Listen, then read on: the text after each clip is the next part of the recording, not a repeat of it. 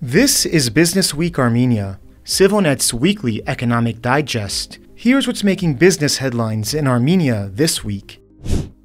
The Zangezur copper molybdenum combine, one of Armenia's largest and most profitable companies, is seeking $12 million in damages from 8 former employees who led a first-of-its-kind strike at the enterprise earlier this year. The ex-miner's lawyer, Khachaturian, first reported the news in a post on Facebook over the weekend that he titled Notification SOS. That sum would equal multiple years of income for each of the miners and would likely force them into bankruptcy. The Zangezur mine, which said it incurred daily losses of about $1 million during the 11-day strike, has not publicly commented on the matter. In early February, hundreds of Zangezur employees went on strike, demanding wage raises and improved working conditions. The work stoppage ended after senior management agreed to increase salaries by an average of 20% and upgrade the healthcare plans available to employees. As part of the deal, the 8 miners whom the company accused of organizing the strike, which was not authorized by their Yerevan-based union, were dismissed.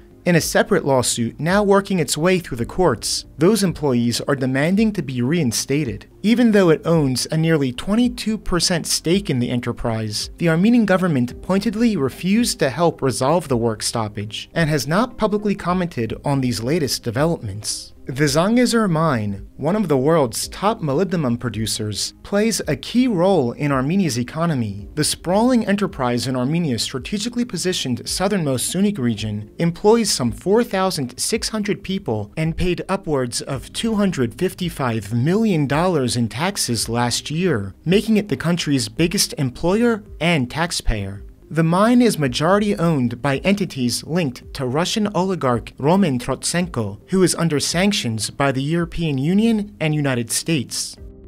Only about 6% of the estimated 900,000 Armenians who are expected to submit mandatory income declarations have done so thus far. The latest sign, public opposition to the new filing requirements remains strong. That is according to Eduard Hakopian, the head of Armenia's State Revenue Committee, who told reporters at a press conference this week his agency had so far received submissions from only about 57,000 people. In late 2022, lawmakers approved a bill introducing a mandatory universal income declaration system, citing the need to crack down on tax evasion. Previously, only senior government officials were required to file financial disclosures. Under the initial rollout plan, most people would have had to file by May 1st, but amid growing public frustration over difficulties with the electronic filing system, Prime Minister Nikol Pashinyan decided earlier this year to postpone that deadline to November 1st. However, that move has so far not stifled public resistance to the changes, prompting opposition lawmakers earlier this year to introduce a bill abolishing the income declaration system altogether.